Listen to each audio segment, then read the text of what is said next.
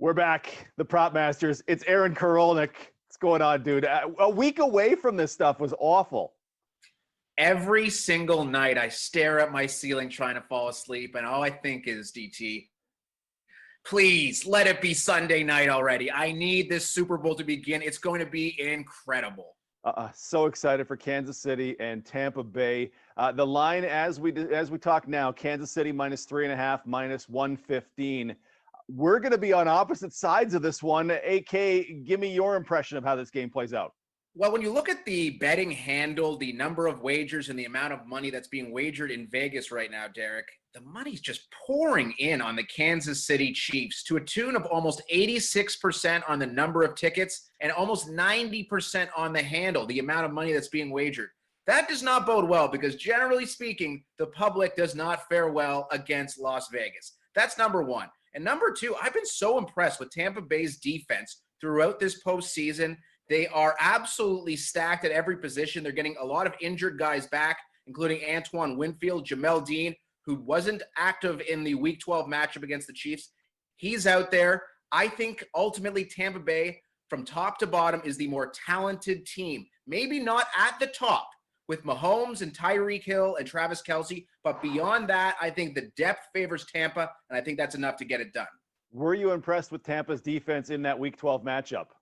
No, absolutely not. Absolutely not. That goes without saying. When Tyreek Hill puts up 263 yards and 3 touchdowns in a game, Mahomes goes for 462. Was not a big fan of that showing, but we are talking about a whole new ball game all these weeks later. In which Tampa is playing in its home stadium, right? This is an interesting one. I was very, very early on Kansas City, and I was so confident, and I remain so confident. I bet Kansas City out to -6.5. Wow. I got them -6.5 +140, right? I'm not crossing 7 because I'm not insane, but I just think Kansas City is a super-powered team. How do you contain both Tyreek Hill and Travis Kelce? Because you're not going to want Tyreek to be going off on Carlton Davis again. The thoughts about, they've lost their left tackle. Kansas City's lost their left tackle. They've been without offensive starters all season long, from Laurent Duvernay-Tardif to Kelechi Osemele to Mitchell Schwartz. To me, that's not going to be a problem for them. Their run game, they don't care about that. It's Patrick Mahomes. It's incredibly talented receivers. I wouldn't be surprised to see more jet sweeps and actions like that, little pop passes to deal with Shaq Barrett and Jason Pierre-Paul getting upfield. I am firmly on Kansas City. I would gladly take Kansas City -3, -115. What makes you doubt Kansas City even a little bit? Well, we've talked about this throughout the playoffs, DT. Kansas City's not the most prolific team that we saw in years past. They're, of course, still a top offensive team. They ranked 6th in the NFL, but this is not last year's or the years prior Kansas City Chiefs offense. They're just not putting up points like they used to. They only scored 40 one game this year, and they look great against the Bills in spurts. And you go back to last year's Super Bowl. They were exceptional in the fourth quarter. But keep in mind, they were down 20-10 to the San Francisco 49ers in the Super Bowl last year. And you mentioned the offensive line, and you mentioned the defensive line for Tampa Bay. That is a massive mismatch. And I think it's one that Tampa Bay is really going to exploit. Yeah, I just don't see anybody containing Travis Kelce in this one. I think Kelce's going off. Good luck to Levante David or Devin White, whoever's going to try, but it's going to be a long day for them. So opposite sides. All right, we're fighting on Sunday. We'll certainly text that back and forth as Kansas City gets in a 10-0 hole and then starts to rally. MVP. Obviously, we're all going to be on the quarterbacks, right? Patrick Mahomes, -120, Tom Brady, +200. If you're making a vote or if you're making a wager on MVP and you're looking for value/reality, where will you go on MVP? Well, I think you can look at Leonard Fournette at +3,400. The Kansas City Chiefs, the 31st ranked team by DVOA. That metric really reflects just how porous the Chiefs' run D was all season long. And their pass rush has been pretty impressive, but they have been gashed by the run throughout the NFL season. I think there's value there. And my long shot, DT, is Jason Pierre-Paul. And I love it. Yes. Through exactly why. In 2016 in the Super Bowl, a man named Mike Remmers was lined up against Von Miller, who went on to have 2.5 sacks and 9 quarterback pressures in that game, ultimately resulting in the Super Bowl MVP for the Denver Broncos. Do you know who Mike Remmers, you know what team he's on this year? He's on the Kansas City Chiefs. He's gone from right tackle to left tackle, and he'll be matched up against Jason Pierre-Paul. So while he may be lacking fingers in his hands due to fireworks, he will be all over Patrick Mahomes. And maybe a strip sack, maybe you pick one up, scoop and score. That could be the recipe for a long shot at 70-1. I think there's real value there. How about you? This is my sheet, and if I could get it close enough, and you can read it backwards. If Tampa Bay is going to win this game, that defense is going to need to do a real number on Patrick Mahomes, right? So you look at Shaq Barrett at plus 4,500, JPP at plus 7,000. The narrative is going to want to go Tom Brady, right? If Tampa Bay wins, oh, Tom, we love you. Yes, you had 3 interceptions, but you threw for 305. If this is a game where, in the way that Tampa Bay wins it, a defensive player is going to need to stand out. Maybe White has 12 tackles and an interception he returns for a score, right? But more likely it's those defensive ends getting up there. So I would absolutely sprinkle Shaq Barrett and JPP for those reasons. One of those guys has 3 sacks and they win a game that's not as high scoring as we think it was, or Tom Brady doesn't have 4 passing touchdowns. They're long shots, right? At 70-1, but I'm with you that I absolutely believe there's value there. And I don't want to take Mahomes at minus 120 because that's, as far as props go, that's dull.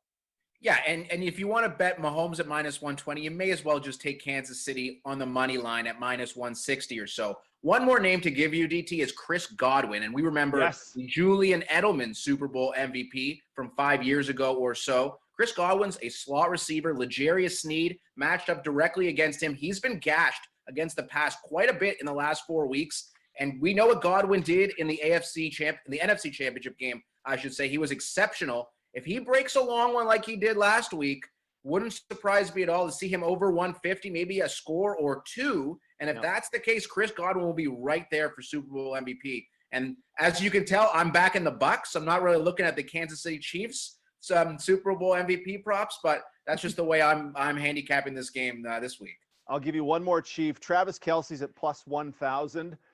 We talked about it a couple weeks ago. We talked about it the last time out. He could get double-digit catches in this game, in my mind. So plus 1,000, I would, in your words, I would sprinkle that a little bit as well, because Tampa Bay is going to be concerned about Tyreek Hill. Travis Kelce may just feast, and if 2 of those feasts end up in the end zone, it could be a good day for Travis Kelce as well. On the subject of Kelce, DT, sorry to interrupt. Kelce has had 10 or more targets in 9 of his last 10 games, averaging 109 yards and a touchdown. He is just an absolute force. The consistency is unparalleled. I think he's probably your safest bet on the Chiefs, because I can't imagine the Bucs let Tyreek Hill do what he did in their Week 12 matchup once again. Yeah, I'm with you on that. After Mahomes, it's Kelce. And though the gap is big in the price, can they resist a guy who would have 13 catches and 2 scores? I think you'd be crazy as a voter to do that. AK, you dove into what had to be, I don't know, how many props do you think you saw? Like 1,000, 1,500 on this game? It's incredible. Bodog's got a ton of props going in this one. You have some more exotic ones for us. Yeah, let's start with the National Anthem, and it's being sung by Jasmine Sullivan and Eric Church in cohesion in this year. So they're doing it as a duo. And 11 of the last 13 Super Bowls have gone under the number as far as the time of the anthem. And there are recorded versions of Jasmine Sullivan's anthems. She did one at an NBA game. She did one at a Stadium Series NHL game, both under 1 minute and 45 seconds. So using recency bias, the last 13 years anyways, and those 2 grainy YouTube videos I watched, I am hammering the under on the length of the anthem at 2 minutes and 1 second. Are you not concerned that this is a duet and both of them will try to shine a little bit? And I am a little concerned about that. Absolutely. But I think you have to look at the information you have and the data that you've compiled, and 11 of 13 unders. The general consensus would be, you're on this stage, you really want to shine, but that really hasn't been the case. And the under has been the play for the last decade and a half. So we are under on the national anthem. We nailed that at the Grey Cup, by the way, just saying, in 2019. Oh, I remember. What else do you have for the exotics? So I'm looking at the halftime show. Of course, it's The Weeknd, Canada's own The Weeknd, doing the halftime show. And the over-under on number of songs played is 8. And it sounds like a lot, I understand. But if you look at the last 3 Super Bowls, J-Lo and Shakira did 15 songs. Maroon 5 did 11. Justin Timberlake did 11. So there is precedent on the over in this. And The Weeknd has committed $7 million of his own money to make this a cinematic experience unlike any other. I think he's soaking it up, and he's going on the over of 8. You think all the songs, all the costume changes. I don't understand $7 million of your own money for the Super Bowl show. I would rather have $7 million. I don't get it. Likewise. I suppose you're promoting yourself, and maybe if you invest in yourself, much like Fred VanVleet, bet on yourself, the dividends could come much later. Sure. Clothing changes. You have a clothing change prop for us? Yeah, the over-under on clothing changes, and you have to pay a heavy price at minus 300 to take the over of 0.5. But I mentioned the $7 million committed by The Weeknd. If I'm investing $7 million in a halftime show, I'm getting a change of clothes at some point during the show. So it's strictly a logic play, but the over seems like a stone-cold lock to me. Yeah, it has to happen, 75% of the time for that price to pay off? That seems like a 95% chance that's going to happen. So though you got to pay a big price, there's some value there. I like it. Anything else from the exotic world? Yeah, I like orange as the Gatorade color to be poured on Andy Reid and or Bruce Arians. And it's odd because last year red was the favorite, and red had not been poured on a coach in any of the previous 19 Super Bowls. Last year, it was orange, and it's going off at plus 140. So if you like the Chiefs, then you should be betting orange because clearly Mahomes and company have a proclivity to orange Gatorade. That being said, you could kind of use the wisdom of the color of the team might correspond to the color of the Gatorade. No. Only 3 of the past 19 Super Bowls have corresponded with the team color versus the color of the Gatorade. So there is no correlation between those two props. If you like the Chiefs, bet orange. If you like the Bucks, I don't know what you should do, but I'd stay away. Red is the best Gatorade by far, though, dude. Red by far. I'm a blue man, DT. I am a blue man. And I mean, I don't discriminate against any Gatorade. I find them all delicious, as I know you do, but I like the blue. What flavor is blue? Is it just blue flavor? Is that what we call it? Like blueberry? I don't know. Something in there. All right, let's get to the big show, the quarterback props. I have one for each of them. I'll ask you, Aaron Korolonek, your favorite quarterback prop for Sunday. All right, well, and this is super contrarian of me, but I'm taking the under of 329.5 pass yards for Patrick Mahomes. I know he went off for 462 in their 462, I should say, in their Week 12 matchup. But I just can't see Mahomes being able to have the same type of success this week as he did in Week 12. The weather is absolutely a factor. It could very well rain. It will be windy, and that could cause the conditions to be less than pristine, which does not work out well for the Tampa Bay Buccaneers. Or it does work out well for the Tampa Bay Buccaneers, not so much for Mahomes and the Chiefs. And he's been under this prop number in 10 of his last 17 games, including 4 of his last 5. I think that's the safe number. Everyone and their mothers will be betting the over, but you should be taking the under. How about you, DT? That was exactly mine. I have him under at minus 114. And I heard it described this way this week. Pretend Carlton Davis gets just toasted by Tyreek Hill in coverage. If he commits a 50-yard pass interference penalty, 1, same result to the Chiefs, but 2, to anybody prop betting, 50 yards of pass interference would be an absolute disaster.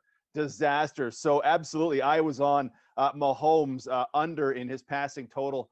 It honestly might even go higher by game time. So if I'm looking to add some money to that, I might wait a little bit because I think people are going to keep pushing that number out and out.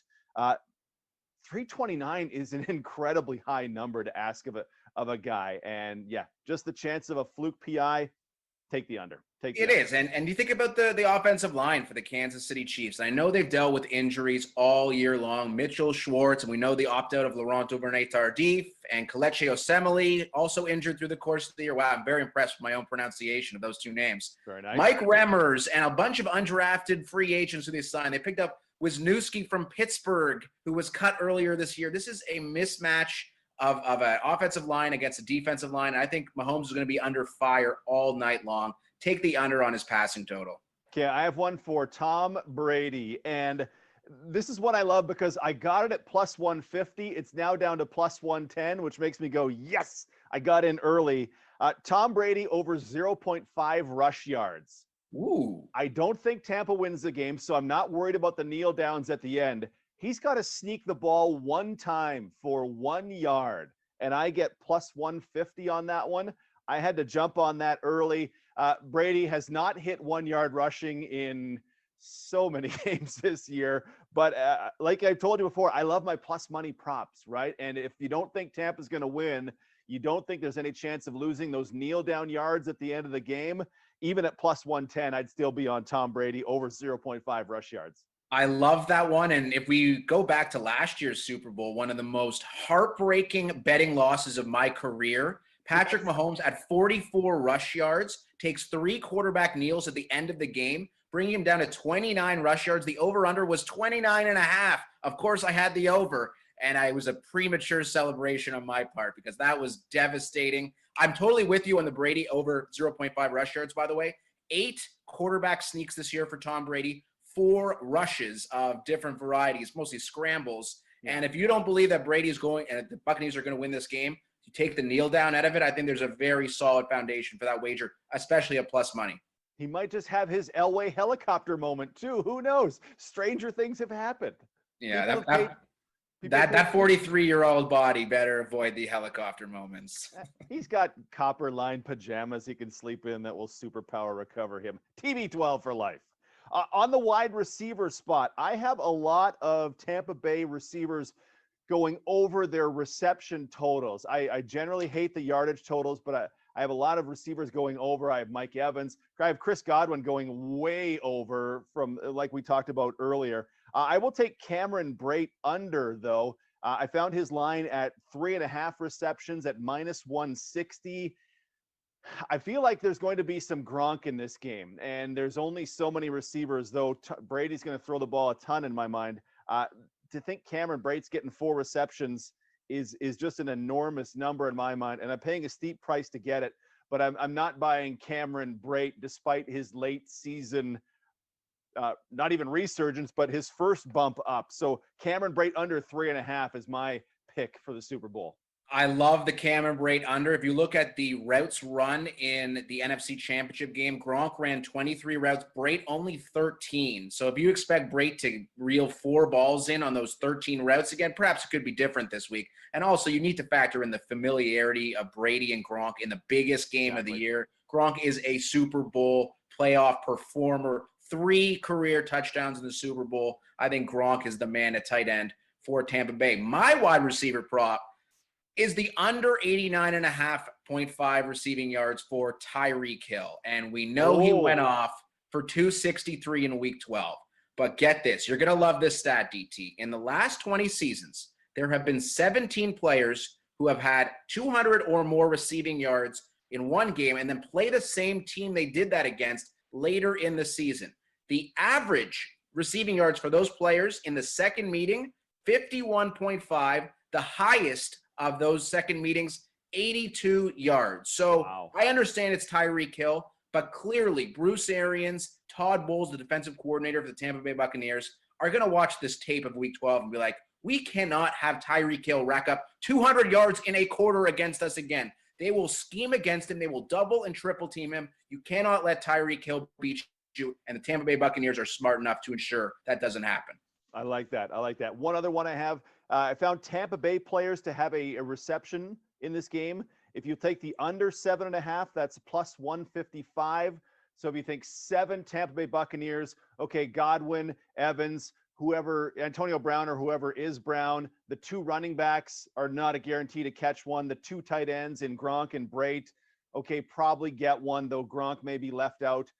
You need the other guys, Scotty Miller and 18. I can't think. Tyler Johnson. Tyler Johnson. You would need at least one of those guys to catch one. In addition to everybody I've already mentioned, they've been over 7.5, but again, plus 155 to go under 7.5 Buccaneers to get a reception.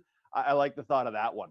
Love that one. And makes a lot of sense. And I don't think Ronald Jones is going to get a look in the passing game. He has not run any routes in the last couple of weeks. So you're eliminating him from the proposition. LaShawn McCoy, unlikely to be active. Fournette's going to catch a couple of balls for sure. But when you talk about the rest of the tight ends and wide receivers, the 7.5 seems like a tall task. Fournette's going to get thrown the ball, but the catching with that one is very suspicious. Let's talk about running back props. AK, give me the running back prop you want for the Super Bowl. So Ronald Jones, and I mentioned how he is purely used in the run game. I believe Tampa Bay is going to be able to establish a lead in this game, and I think they're going to be able to run the ball. We know they run the ball more than any other team on first down in the NFL, and Ronald Jones is going to get his carries. His total just 34.5 rush yards, and all it takes is maybe 8, 9, 10 carries against one of the worst defenses against the run in the NFL in the Kansas City Chiefs. Assuming this game is close, which I believe it will be, I think Ronald Jones gets 50-plus yards on the ground without any issue. Tell me yours, DT, please. I'm going with Tampa Bay as well, and it's Leonard Fournette, 11.5 carries. I'm going to take the over. Unless the Tampa Bay Buccaneers season is the greatest long con we've ever seen in football, they are going to run the football on early downs to an incredibly annoying extent. In the last 2 games, they've been over 50% runs on their early downs, first and second down. So here's Fournette for 2 yards, and here he is for 2 more yards. Oh, he busted one for 5 yards. Woo! They are going to establish the hell out of the run in my mind. It's going to drive me nuts. He had 4 carries, did Fournette, on the opening drive last week. I think even splitting carries with Ronald Jones, they're just going to force feed touchdown Lenny or playoff Lenny or so bad Jacksonville released him Lenny that he's going to get over 11.5 carries, minus 114. Good for me. Leonard Fournette over. And if you're looking for maybe a little bit more of an exotic prop when it comes to running backs, you could bet Ronald Jones to have the most rush yards in the game at plus 325. So that's another option, another way to play it. You could do the same thing with Fournette at plus 180. So, and I don't really see the Kansas City Chiefs having any success on the ground, whether it be Williams or Edwards-Helaire or LaShawn McCoy. Mahomes might be your best bet as far as the Kansas City Chiefs go. So I think it's going to be a Bucs running back. I think it's going to be one of Fournette or Jones. Yeah, I think that's absolutely the way to go. Just too little guaranteed from the Kansas City running backs in this game with the way that they attack. And honestly, you would rather Kansas City run the ball, and they know that, so they're going to throw the hell out of it. This leads me into the long shot because my long shot is on the ground. Do you want me to go first? Do you want to go first with your long shot? Please take it away. You can bet on who will have the longest rush in this game. Fournette's going to get the most carries, probably of any back. Jones is going to get a ton of carries, but I don't like those guys, and I don't want to bet on them. So 2 that I already have for the longest rush in the Super Bowl, Tyreek Hill, I can get him out to plus 1,000, and Mecole Hardman, you can get out to plus 1,300. Hardman, 1 carry last week for 50 yards. Tyreek Hill has more than a dozen carries already this season. If Shaq Barrett and JPP are getting too far upfield too fast, all of a sudden, boop, jet sweep, Mecole Hardman, that guy could easily go for 25, 35, 55 yards. And I could very well see a situation in which Fournette and Jones don't get runs near that long. They're going to have way more opportunities, but the KC guys are way higher impact if they get involved in the run game. And I will absolutely take Mecole Hardman at 13-1 to have the longest carry in the game, sprinkled with Tyreek at 10-1. Well, Hardman had, a 59-yard rush in the AFC Championship game. So, I mean, the precedent is there, and we know Tyreek, and you know Andy Reid is going to have to scheme around his porous offensive line, and that's exactly the way to do it. I'm sticking with the Chiefs as well, and this is not that big of a long shot, but Travis Kelce to score the first touchdown of the game is going off at plus 650. He had 12 targets this season inside the end zone. That alone makes it a quality wager because that blew away anyone else in the NFL in that respect. And Travis Kelce is the guy that Patrick Mahomes looks to when he gets close to the goal line. Kansas City is going to score a lot of points. I think they're going to score a lot of points early. And if Travis Kelce is the guy for Patrick Mahomes early on, you can take it to the bank that he'll be his first read and likely the first target. And that's why I think there's a lot of value on Kelsey at plus 650 to be the first touchdown scorer. I like that. I like that. My minor concern there is I was reading Tampa. Bruce Arians likes to take the ball if he wins the coin flip. Andy Reid likes to kick the ball, but then Tampa will just settle for a field goal on 4th and 5 instead of going for it like Kansas City would. So yeah, and plus 650 is a really nice price to come through 15% of the time. I like that one a ton. Oh, just looking at how much money we're going to win in the Super Bowl. It's been a really good year of prop bets, AK.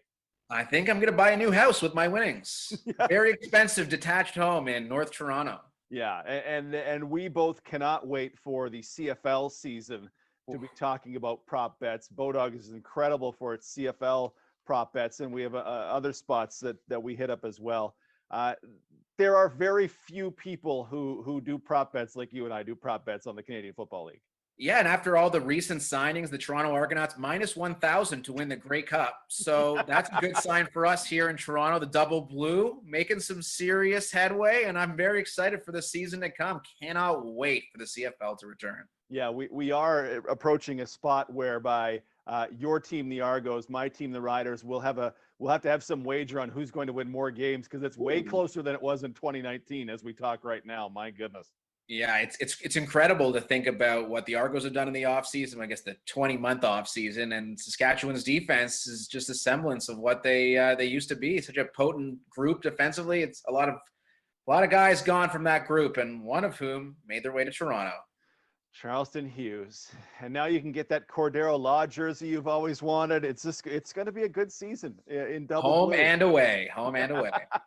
Aaron Korolonek, Derek Taylor, we are the Prop Masters. Thank you for being with us. We're back with plenty more, even before the CFL season comes. Is this where we do this now? That's it. That's props, buddy. Props.